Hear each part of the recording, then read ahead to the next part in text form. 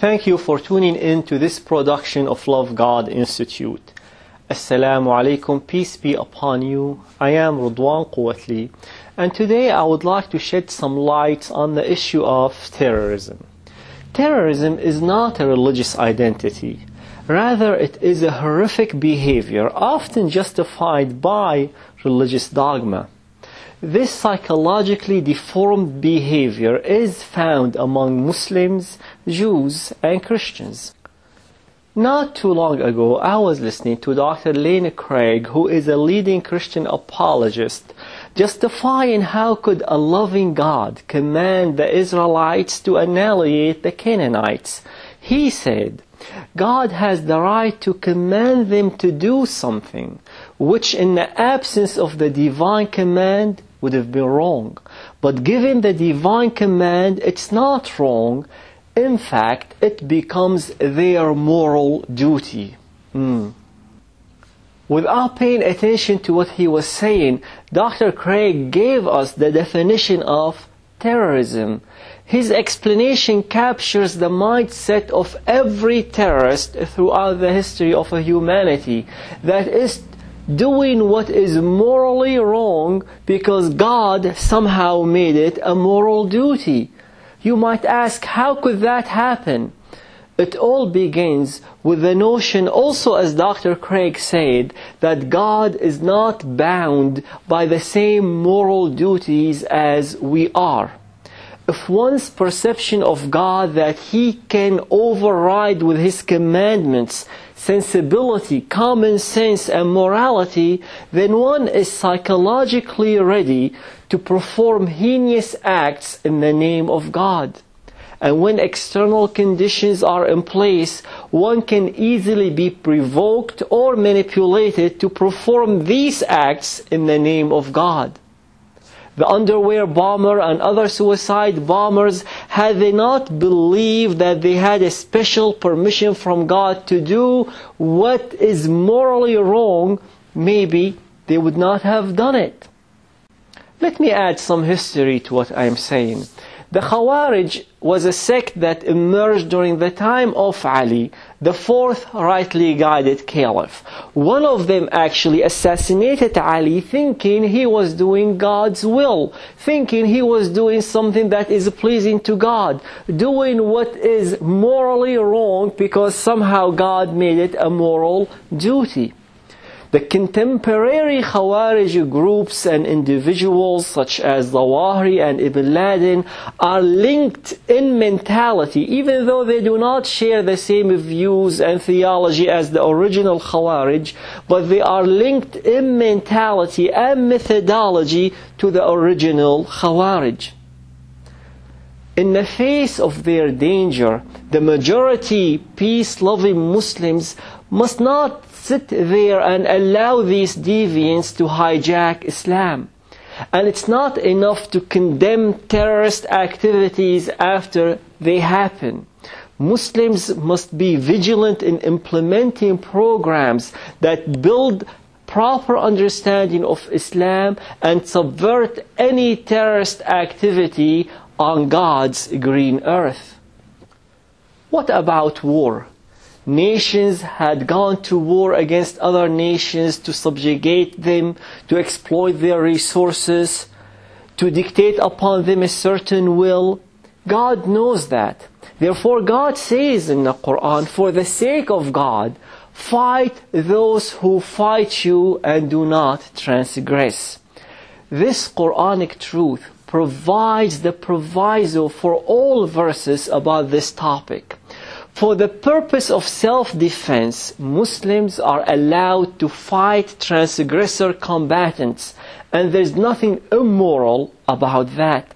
And this Quranic verse is not addressed to every Tom and Dick and Harry on the street to go about waging wars, but it is addressed to nations' leaders. And now let me bring to your attention another very important Quranic truth. You find it in chapter 60, verse 8. It says, God does not forbid you to treat anyone who has not fought you for your faith or driven you out of your homes in a way that bring them goodness and justice, and God loves the just. Muslims who are endowed with this correct understanding and their minds are not contaminated with absurd notions such as the one I mentioned earlier have been a blessing to others. This is a historic fact. In his work Christianity, a History, historian Bamber Gasconi asked a question and he gave us his honest answer. He says, and I quote, "In what other culture has a tiny village like this," he was referring to a Christian village in Syria, "survived intact, keeping to its own ways, entirely surrounded by a rival religion for some 1200 years? It was the Quran which made it possible, specifying that the people of the book, Christians and Jews, must be allowed to worship God in their own manner. This Quran-based tolerance has been the norm in terms of Muslim attitudes to the two closely related religions." Then he went on to say, "It is a modern aberration that the lethal mixtures of politics, fundamentalism and terrorism associated in particular with Al-Qaeda and Osama bin Laden is at present distorting the image of Islam." End of quote. So to claim that the Quran calls for the persecution of Jews and Christians is a departure from theological and historical sensibility. And listen, one can find plenty of historical events and biblical passages that can be used to attach a bad name to Christianity. Bertrand Russell, the atheist British philosopher, says, "In the so-called ages of faith, when men really did believe the Christian religion in all its completeness, there was the Inquisition with all its tortures. There were millions of unfortunate women burned as witches, and there were every kind of cruelty practiced upon all sorts of people in the name of religion." That's what he said. Of course, Christian apologist argues that those atrocities were committed in the Dark Ages or by individuals who do not represent Christianity. Well, likewise, these terrorist activities are committed by deviant Muslims who do not represent Islam. And even today, Christianity is not free from absurd notions and dogmas that bring about pain and suffering. Hank Hanegraaff, a leading Christian apologist, says, "Christian Zionists defend ethnic cleansing as a divine command.